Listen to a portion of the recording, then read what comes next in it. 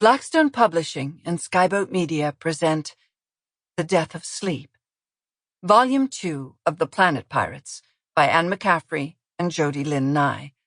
This book is read by Gabrielle de Cuir. Part 1. Chapter 1.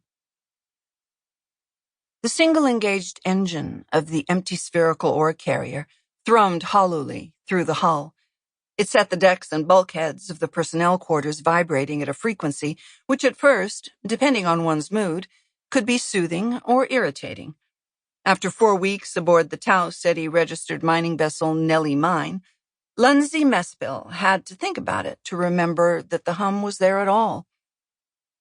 When she first boarded, as the newly hired doctor for the Descartes mining platform number 6, the sound drove her halfway to distraction. There wasn't much to do except read and sleep and listen, or rather feel, the engine noise.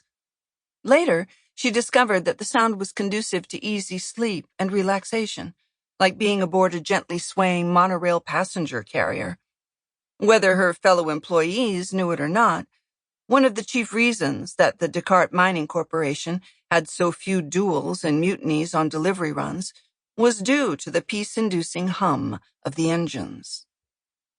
The first few days she spent in the tiny plain-walled cubicle which doubled as her sleeping quarters and office were a trifle lonely.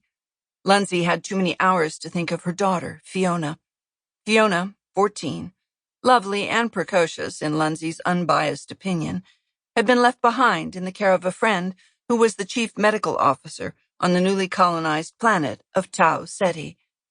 The settlement was surprisingly comfortable for one so recently established.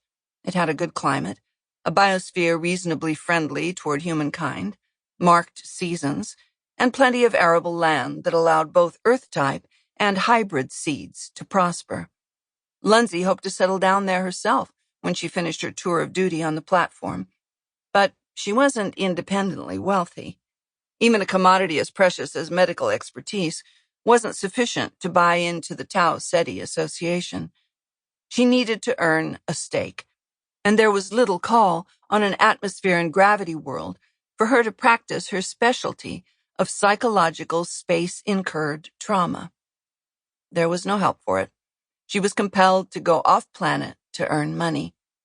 To her great dismay, all of the posts which were best suited to her profession and experience, and paid the most, were on isolated facilities. She would not be able to take Fiona with her.